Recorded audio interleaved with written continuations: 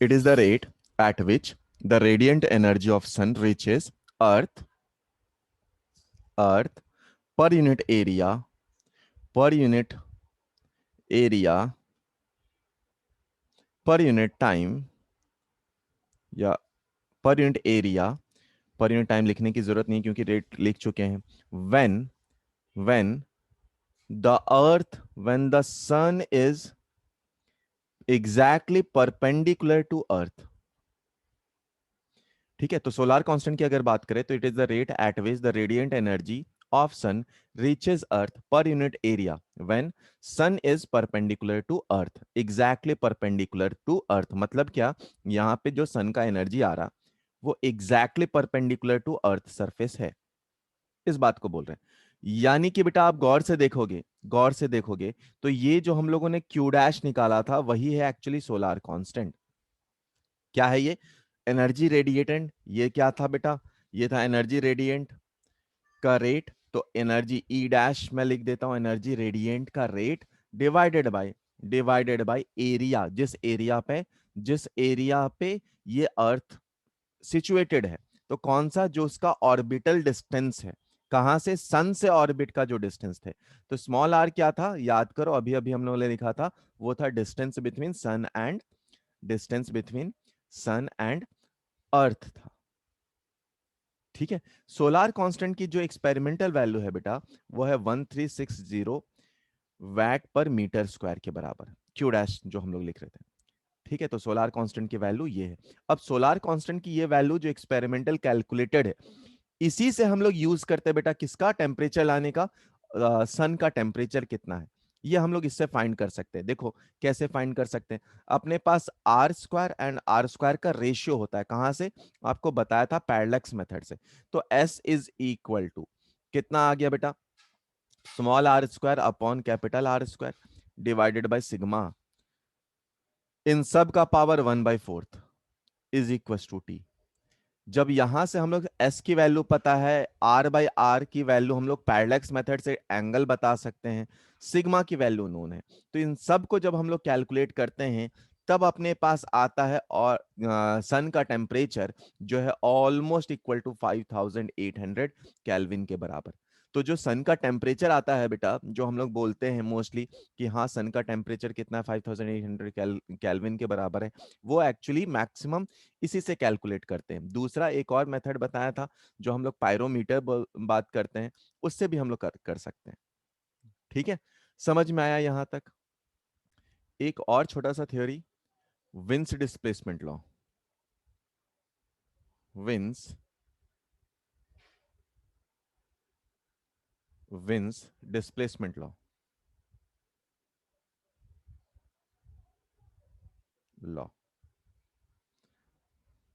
Wins displacement law. चलो बेटा देख, ये क्या बोलता है कि if the graph is plotted between if graph is plotted between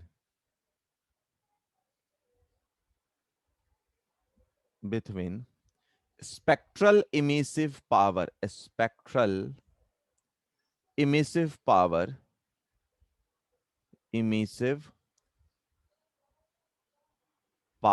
and wavelength। अच्छा, तो देखो क्या बोला कि अगर ग्राफ किसके किसके बीच में बनाया गया? स्पेक्ट्रल इमिसिव पावर, जिसे हम लोग ई से डिनोट कर रहे हैं। ठीक है, कई बार ई लैम्डा भी डिनोट करते हैं अपन, एंड वेवलेंथ। तो अगर ग्राफ को हम लोग प्लॉट कर रहे हैं तो वो ग्राफ कुछ ऐसा आ रहा था, ठीक है। तो क्या बोला गया कि जैसे जैसे टेम्परेचर, अब देखो वेवलेंथ के लिए ये ग्राफ ऐसा आया, तो उन्होंने क्या बोला कि टेम्परेचर है बेटा, एक पर्टिकुलर टेम्परेचर के लिए देखा जाए तो मैक्सिमम इस इमेसिव या स्पेक्ट्रल इमेसिव पावर करस्पॉन्डिंग है एक वेवलेंथ के। कौन सा वेवलेंथ के? इसके लिए लैम्डा एम या लैम्डा 1 एम लिख ले देता हूं मैं। अब उन्होंने बोला कि जैसे जैसे इस लैम्डा को हम लोग बढ़ाते जाए या टेम्परेचर बढ़ाते जाए, तो मान लो मैंने दूसरा ग्राफ ड्रॉ करा, ये ऐसा रहा। उसके बाद एक तीसरा ग्राफ भी ड्रॉ कर दिया, 3 एक्सपेरिमेंट परफॉर्म करें। अच्छा, तो अब दोनों केस में देखोगे बेटा, अब दोनों केस में आप अगर देखोगे, इसके लिए ये है λ2, इसके लिए ये है λm3, λm m2 m3। ठीक है, ये है अपने पास टेम्परेचर 1, ये है टेम्परेचर 2 और ये है टेम्परेचर 3। तो उन्होंने बोला क्या कि अगर आप ग्राफ प्लॉट कर रहे हैं किसके किसके बीच में, स्पेक्ट्रल इमिसिव पावर और वेवलेंथ के बीच में, तो जैसे जैसे आप टेम्परेचर को बढ़ाएंगे, ठीक है, वैसे वैसे जो मैक्सिमम वेवलेंथ जिसके करस्पॉन्डिंग इंटेंसिटी या स्पेक्ट्रल इमिसिव पावर मैक्सिमम थी वो बढ़ेगी, स्पेक्ट्रल इमिसिव पावर मैक्सिमम थी। उसके लिए क्या होगा, फिर से सुनना, कि जैसे जैसे आप टेम्परेचर बढ़ाएंगे तो wavelength corresponding which spectral emissive power is maximum that will decrease.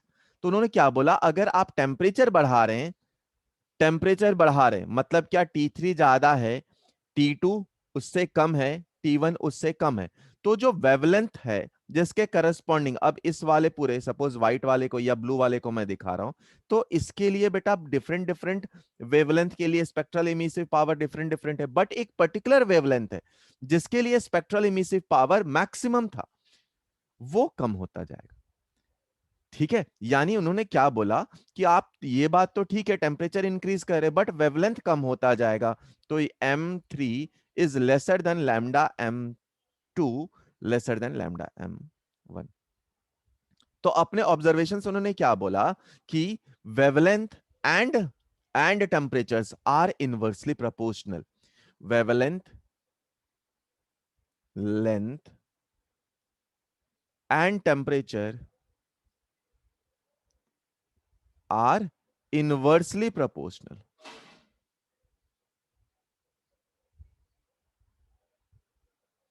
Proportional, ठीक है, वेवलेंथ यानी lambda is inversely proportional to 1 upon temperature. यहां से उन्होंने बोला lambda into T is equal to constant, और इसे विंस कांस्टेंट बोलते हैं। बी की वैल्यू जो होती है बेटा वो कितने के बराबर होती है, बी की वैल्यू जो होती है वो होती है 2.9 इंटू 10⁻³ के बराबर। अगर आप इसकी यूनिट निकाले तो लैम्डा की यूनिट क्या होती है, मीटर और केल्विन टेम्परेचर की। ठीक है, तो अगर इसका बाय डेफिनेशन अपने को लिखना है, ये तो लॉ जो अपने लिए काम का है, अगर डेफिनेशन इसका लिखना है तो आप डेफिनेशन वापस सुनो, क्या लिख सकते हैं हम लोग, वापस सुनो जो अभी अभी बताया था उसी को वापस से रिपीट कर रहा हूं। क्या लिख सकते हैं हम लोग, if the graph is plotted between spectral emissive power and wavelength, then then if we increase temperature, if we increase temperature, then wavelength corresponding which the emissive power was maximum will decrease। ठीक है, will decrease, तो उसको चाहो तो आप लिख सकते हैं यहां पे, दूसरे में फिर से लिख सकते हैं, यहां पर मेन अपने लिए ये है, चाहो और इसको अच्छे से लिखना है तो if the graph is plotted between spectral emissive power, then by increasing temperature the wavelength corresponding,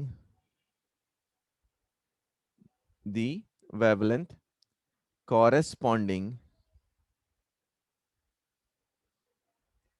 wavelength corresponding to maximum emissive power या maximum spectral emissive power will decrease, will decrease। कभी कभी ये बड़ा वाला डेफिनेशन याद करने में थोड़ा दिक्कत होता है जो स्कूल वगैरह में जब अपने को लिखना होता है, बट आप इसको आराम से याद करके लिख सकते हैं। ठीक है, समझ में आया यहां तक, formation of ice on lake surface, lake surface.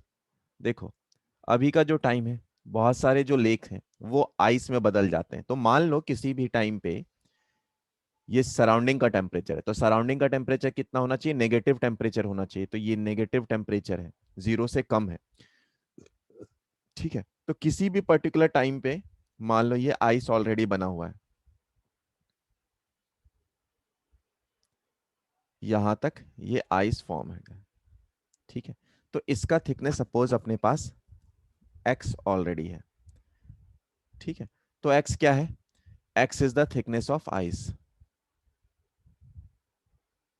Thickness of ice. अच्छा, अब इस पे मान लो dx अमाउंट ऑफ आइस और फॉर्म होने वाला है, dx अमाउंट ऑफ आइस और फॉर्म होने वाला है। तो देखो बेटा हीट किधर से जाएगा, हीट यहां से निकलकर ऊपर की तरफ निकलेगा। अपने को पता अगर आइस को फॉर्म करना है, अब देखो दो चीजें हैं, यहां पे हीट ट्रांसफर हो रहा है ना, तो रेट ऑफ हीट ट्रांसफर याद करो बेटा, कंडक्शन क्योंकि ये सॉलिड बन गया है, तो यहां पर क्या है, K into A upon x into delta T. ठीक है, जिसे हम लोग dt लिख देते हैं, इसको क्या लिख सकते हैं, क्यू डैश है ना ये, तो इसको आप dq अपॉन dt भी लिख सकते हैं, के ए अपॉन एक्स। चाहो तो इस टेम्परेचर को आप t भी लिख सकते हैं, डेल्टा टी को, इसे dt लिख दिया। ठीक है, तो इसको हटा देता हूं, ये इधर चला गया। अच्छा, अब अपने को पता है क्या बेटा, कि पहले जो रेट ऑफ हीट लॉस होगा अपना, वो कैसे होगा, लेटेंट हीट के फॉर्म में होगा, मतलब mass into latent heat of fusion. अब Q अपने पास क्या है, dx एलिमेंट आइस और फॉर्म हो रहा, पहले से x था, dx एलिमेंट और हो रहा, तो जो dm मास होगा वो कितना होगा, इनटू एरिया इनटू dx, ये हो गया mass, density into area into wall length into latent heat. इसको अगर मैं लेटेंट हीट है ना, इसको अगर मैं बेटा डिफरेंशिएट कर दूं टाइम के रिस्पेक्ट में, ठीक है, तो ये आ जाएगा क्या अपने पास, D Q upon D T कर रहा हूं मैं, अपॉन डी टी, तो ये कितना आ गया, D Q upon D T, D T को उधर भेज देते हैं, तो density into A into D x into D T के बराबर आ जाएगा लगभग। ठीक है, अब देखो दोनों का अगर हम लोग बराबर कर दें, दोनों को हम लोग बराबर कर दें, रेट ऑफ हीट लॉस, ये अपने पास रेट ऑफ हीट लॉस रहने ही दो इसको यहां पे, रेट ऑफ हीट लॉस, ये है अपने पास रेट ऑफ हीट लॉस। ठीक है, रेट ऑफ हीट लॉस, दोनों इक्वेशन को हम लोग बराबर करें और फिर सिंप्लीफाई करें, तो अपने को क्या टाइम में रिलेशन निकलेगा और एक्स में रिलेशन निकलेगा। देख बेटा, इसको हम लोग थोड़ा सा और अच्छे से कर सकते हैं, ये डी क्यू अपने पास है, यही काफी है, और यहां पे अपने पास रेट ऑफ हीट लॉस था, रेट ऑफ हीट लॉस था, इसको dt, चलो दोनों इक्वेशन को बराबर कर सकते हैं, डी क्यू आ गया, दोनों इक्वेशन बराबर हो सकता है, डी क्यू दोनों है, तो क्यू डैश से हम लोगों ने निकाल लिया डी क्यू, क्योंकि वो D Q upon D T था, और ये हम लोग क्या लिखा निकाले थे, rate of heat loss in conduction, तो टेम्परेचर डिफरेंस टी है, हम लोगों ने उस बात को लिख लिया, और यहां पर क्या है, लेटेंट हीट ऑफ वेपराइजेशन से, लेटेंट हीट ऑफ फ्यूजन से हम लोग बात किए, DM amount of water ice में बना है, तो डेंसिटी इंटू एरिया इंटू ये dx एलिमेंट है into latent heat of fusion, दोनों को बराबर कर दो बेटा, दोनों को बराबर कर दो, तो क्या लिख सकते हैं हम लोग, k into A into T upon x into D T is equal to density into area into D x into L, है ना, यहाँ एल छूट रहा, एक्स को इधर भेज दो और dt को एक साइड रखो, तो ये अपने पास आया dt, dt is equal to density into area, area area तो कैंसल आउट हो जा रहा है ना, तो density into L, density into L upon K into T into X D X, तो अगर बेटा मैं इसे इंटीग्रेट कर दूं तो कितना आ जाएगा ये टी, और इसका इंटीग्रेशन कितना आ गया, डेंसिटी इंटू एल इंटू के into T divided by two x square. ठीक है, तो टाइम कितने टाइम के बाद, कितने टाइम के बाद थिकनेस क्या हो जाएगा, ये उसका रिलेशन है, तो इसकी प्रोपोर्शनैलिटी पे एक दो सवाल आया हुआ है बेटा, और एक कुछ साल पहले एक या लास्ट ईयर या लास्ट टू लास्ट ईयर उसमें पूछ लिया गया था, इस रिलेशन से रिलेटेड सवाल पूछ लिया गया था। तो बच्चे जो कि सिर्फ t is proportional to x square याद करके गए थे, उनको दिक्कत हो गया था। इसीलिए ये डेरिवेशन भी थोड़ा सा इंपॉर्टेंट है। फिर से बता रहा हूं बेटा, कैसे निकाला हम लोगों ने। कंडक्शन के लिए अपने पास क्या है, कंडक्शन के लिए जो रेट ऑफ हीट लॉस था वो क्या है, K A upon L into delta T.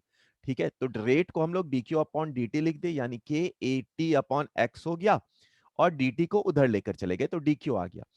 क्योंकि अपन बात कर रहे हैं क्या, डीएम अमाउंट, और जो वाटर था वो आइस में बना, तो डीएम को आप क्या लिख सकते हैं, रो ए डीएक्स लिख सकते हैं, क्योंकि रो और ए कांस्टेंट है, एरिया कांस्टेंट है, into latent heat of fusion.